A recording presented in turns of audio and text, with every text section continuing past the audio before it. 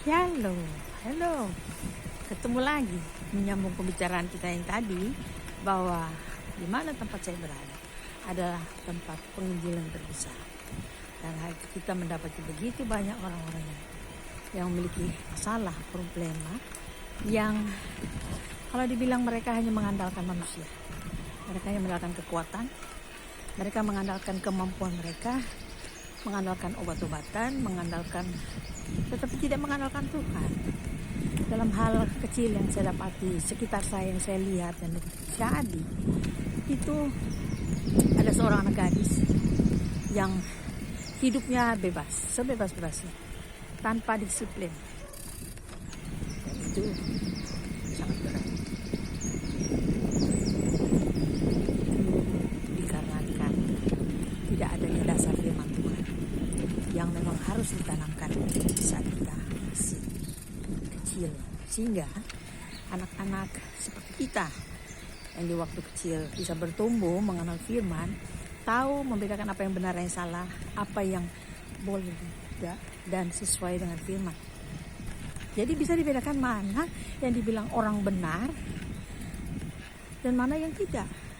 Karena Tuhan bilang, firman-Nya berkata, mereka berbicara tentang aku, oh ya saya Kristen, tapi hidup mereka di luar Kristus, di luar firman, di luar kebenaran,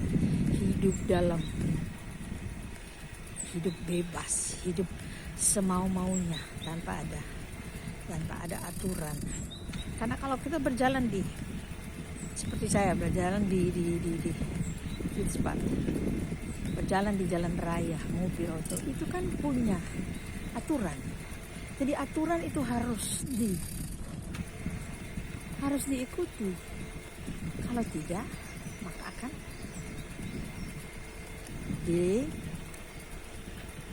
tahu kan hasilnya. Jadi itu yang dibilang pelanggaran, ada hukuman. Firman Tuhan berkata, ada pelanggaran, ada hukuman. Jadi kita hidup di dunia ini tidak sebebas-bebasnya. Masa hidup kita berapa sih? Berapa lama? Memangnya kita hidup di dunia untuk apa? Untuk cari kesenangan dunia. Terus kalau mati mau masuk surga, Tuhan bilang nanti dulu. Tidak ada dosa, tidak ada kejahatan boleh masuk ke dalam kekudusannya Tuhan, di tempat kudusnya Tuhan. Tidak ada. Jadi kita dari sekarang harus bertobat. Dan memang itu berat.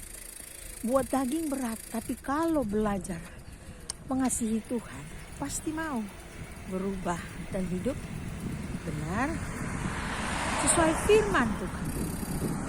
Dan itu memang sulit dilakukan. Dulu hidup saya pun seperti itu. Hidup dalam kedagingan, hidup di dalam manusia lama, hidup dalam kotor, najis, hidup yang Kristus, tapi hidup dalam hal yang tidak benar. Bagaimana kita bisa menjadi cermin Kristus yang bukan kita bicara Kristen tapi masih hidup di luar Tuhan.